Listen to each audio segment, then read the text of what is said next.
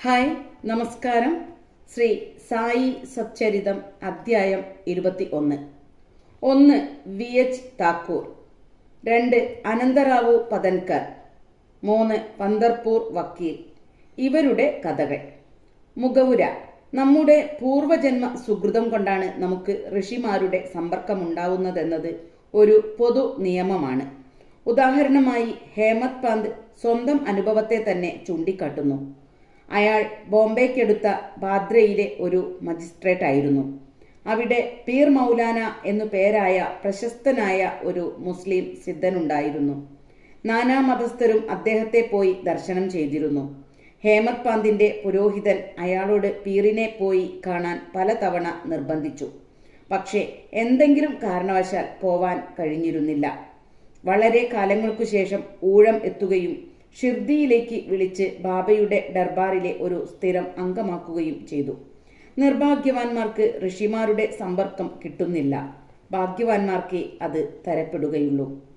ഋഷിമാർ എന്ന സ്ഥാപനം. പണ്ടുകാലം മുതൽക്കേ ലോകത്തിൽ ഋഷിമാർ എന്ന സ്ഥാപനമുണ്ട്. പല ഋഷിമാരും പല സ്ഥലത്ത് അവതരിച്ച് അവരുടെ കൃത്യങ്ങൾ നിർവഹിക്കുന്നു. പല സ്ഥലത്തും അവർ ഇരുന്നാലും അവർ ഒറ്റക്കെട്ടാണ്. അവർ ഏകോപിച്ച് ഭഗവാന്റെ നിയോഗമനുസരിച്ച് പ്രവർത്തിക്കുന്നു. മാത്രമല്ല, മറ്റ് യോഗികൾ ചെയ്യുന്ന പ്രവൃത്തി എന്തെന്ന് അറിഞ്ഞ് വേണ്ടുന്നിടത്ത് പൂർത്തീകരിച്ചു കൊടുക്കുകയും ചെയ്യുന്നു. ഇതിന് ഒരു ഉദാഹരണം പറയാം. Mister Thakur. Mister VH Thakur revenue ഡിപ്പാർട്ട്മെന്റിന്റെ ഒരു ക്ലർക്കായിരുന്നു. അയാൾ ഒരു സർവേ പാർട്ടി ഒന്നിച്ച് ബൽഗാമിനടുത്ത് വഡഗാം എന്ന സ്ഥലത്ത് വന്നു. അവിടെ അപ്പ എന്നു പേരായ ഒരു കർണാടകക്കാരൻ സിദ്ധനെ കണ്ട് വന്നിച്ചു. അദ്ദേഹം നിശ്ചൽ ദാസിന്റെ വിചാരസാഗരം എന്ന വേദാന്ത പുസ്തകം വായിച്ച് വിവരിക്കുകയായിരുന്നു. താക്കൂർ പോകാനൊരുങ്ങിയപ്പോൾ അദ്ദേഹം പറഞ്ഞു, ഈ പുസ്തകം നിങ്ങൾ വായിക്കണം. എന്നാൽ നിങ്ങളുടെ ആഗ്രഹം സഫലീകരിക്കും. ഭാവിയിൽ നിങ്ങൾ ജോലി സംബന്ധമായി വടക്കോട്ട് പോകുമ്പോൾ നിങ്ങളുടെ ഭാഗ്യവശാൽ ഒരു മഹാസിദ്ധനെ കാണാൻ ഇടയാകും. അദ്ദേഹം ഭാവി മാർഗങ്ങൾ പറഞ്ഞു തന്ന് നിങ്ങളുടെ മനസ്സിന് ശാന്തി തന്ന് സന്തുഷ്ടനാക്കും. പിന്നീട് അയാളെ ജുംനാറിലേക്ക് സ്ഥലം മാറ്റി. അയാൾക്ക് നാനേഘട്ട് മല മുറിച്ച് കടക്കേണ്ടതുണ്ടായിരുന്നു. ചെങ്കുത്തായ മലയായതിനാൽ ഒരു വാഹനവും പോകില്ല. അങ്ങനെ ഒരു പോത്തിന്റെ പുറത്ത് കയറി സവാരി ചെയ്ത് വളരെ അസൗകര്യവും വേദനയും അനുഭവിച്ച് മല കടക്കേണ്ടി വന്നു. പിന്നെ ഉദ്യോഗക്കയറ്റം കിട്ടി. കല്യാണിൽ വരികയും നാനാ സാഹേബ് ചന്ദോർക്കറുമായി പരിചയപ്പെടുകയും ചെയ്തു. അയാൾ ചന്ദോർക്കറിൽ നിന്ന് സായിബാബയെ പറ്റി പലതും കേൾക്കുകയും അദ്ദേഹത്തെ കാണാൻ ആഗ്രഹിക്കുകയും ചെയ്തു. അടുത്ത ദിവസം നാനാ സാഹേബ് ഷിർദിക്ക് പോകുമ്പോൾ താക്കൂറിനെയും ക്ഷണിച്ചു. അയാൾക്ക് ഒരു സിവിൽ കേസിന് താനെ സിവിൽ കോടതിയിൽ ഹാജരാവാനുണ്ടായിരുന്നതിനാൽ പോവാൻ തരപ്പെട്ടില്ല. അങ്ങനെ നാനാ സാഹേബ് ഒറ്റയ്ക്ക് പോയി. താക്കൂർ താനെയിൽ പോയപ്പോൾ കേസ് നിർത്തിവെക്കുകയും ചെയ്തു. അപ്പോൾ നാനാ സാഹേബിനോട് കൂടെ പോവാൻ കഴിയാത്തതിനാൽ കുണ്ഠിതപ്പെട്ടു. എന്നിട്ടും അയാൾ ഷിർദിക്ക് പോയി. അപ്പോഴേക്കും തലേന്ന് നാനാ സാഹേബ് തിരിച്ചു പോയിട്ടുണ്ടായിരുന്നു. അയാളുടെ മറ്റു ചില സുഹൃത്തുക്കൾ അയാളെ ബാബയുടെ അടുക്കൽ കൊണ്ടുപോയി. അയാൾ ബാബയെ ദർശനം ചെയ്ത് കാൽക്കൽ നമസ്കരിച്ച് അത്യധികം സന്തുഷ്ടനായി. അയാളുടെ കണ്ണിൽ ആനന്ദാശ്രു നിറഞ്ഞു. രോമഹർഷം അനുഭവപ്പെട്ടു. കുറച്ചു കഴിഞ്ഞ് അന്തര്യാമിയായ ബാബ പറഞ്ഞു, ആ സ്ഥലത്തെ മാർഗം കർണാടകയിലെ സിദ്ധൻ അപ്പയുടെ പ്രഭാഷണം പോലെയോ പോത്തിൻപുറത്ത് കയറി നാനാഘട്ട് മല കടക്കും പോലെയോ അത്ര എളുപ്പമുള്ളതല്ല. ഈ ആധ്യാത്മിക കർമ്മത്തിൽ നിങ്ങളുടെ എല്ലാ അധ്വാനവും ഉപയോഗിക്കണം. അത്ര പ്രയാസമുള്ളതാണ്.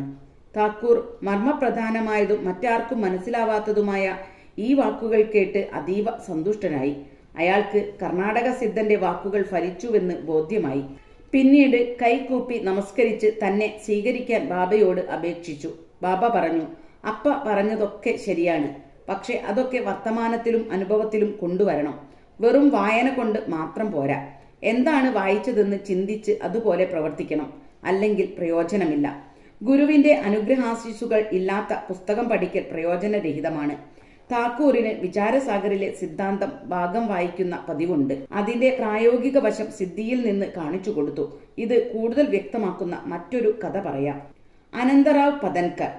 പൂനാക്കാരനായ അനന്തറാവ് പതൻകറിന് ബാബയെ കാണാൻ ആഗ്രഹം ജനിച്ചു. അയാൾ ഷിർദിയിൽ വന്ന് ബാബയെ ദർശനം ചെയ്തു. കണ്ണു നിറയെ കണ്ട് അയാൾ സന്തുഷ്ടനായി. അയാൾ ബാബയുടെ പാദങ്ങളിൽ വീണ് ആരാധനകൾ നടത്തി.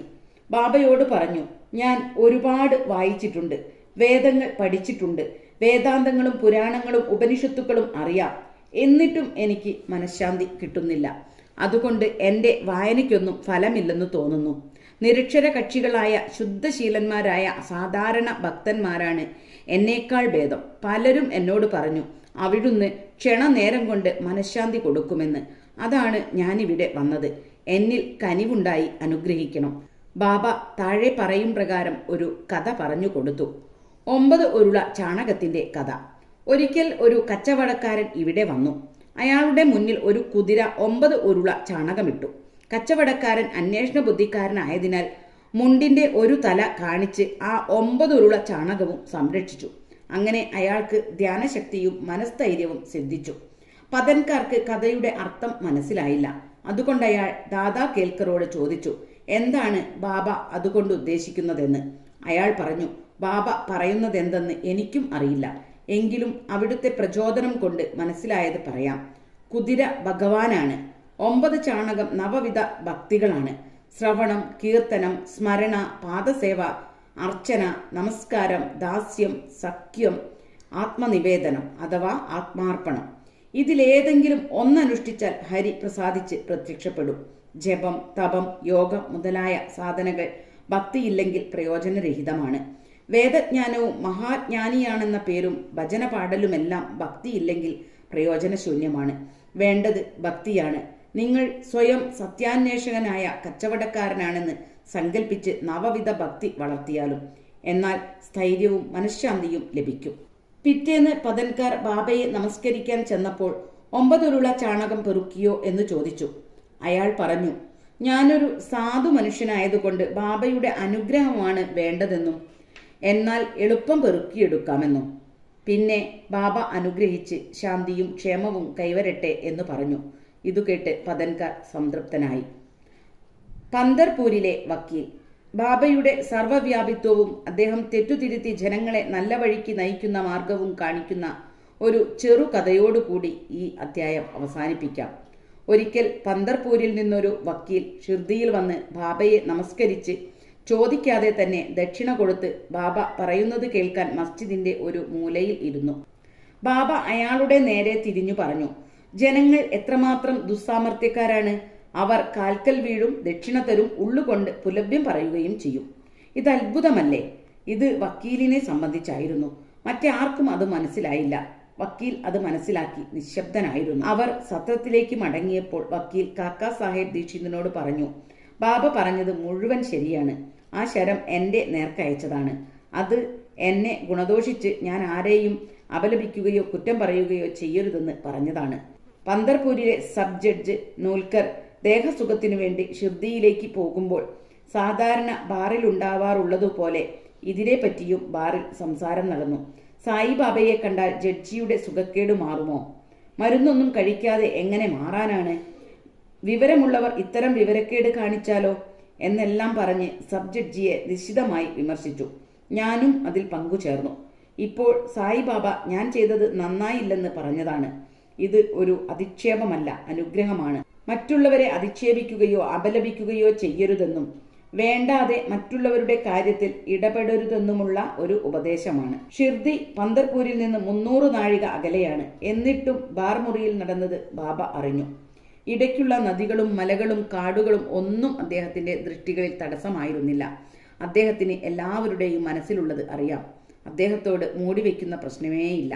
അടുത്തും അകലെയും എവിടെയായാലും അദ്ദേഹത്തിന് വ്യക്തമായി കാണാം. ഇതിൽ നിന്ന് വക്കീൽ ഒരാളെയും ദുഷിക്കരുതെന്ന് പഠിച്ചു. അയാളുടെ ദുശ്ശീലം കളഞ്ഞ് സന്മാർഗത്തിലേക്ക് നയിച്ചു. ഈ കഥ ഒരു വക്കീലിനെ സംബന്ധിച്ചാണെങ്കിലും എല്ലാവർക്കും ബാധകമാണ്. അതുകൊണ്ട് എല്ലാവരും ഇത് മനസ്സിലാക്കി നന്നാവട്ടെ. സായിബാബയുടെ മഹത്വവും ലീലകളും അപാരമാണ്. അദ്ദേഹത്തിന്റെ ജീവിതം തന്നെ അങ്ങനെയാണ്. അദ്ദേഹം പരബ്രഹ്മൻ അവതരിച്ചതാണ്. ശ്രീ സായിയെ നമിക്കുവിൻ. ലോകശാന്തി ഭവിക്കട്ടെ.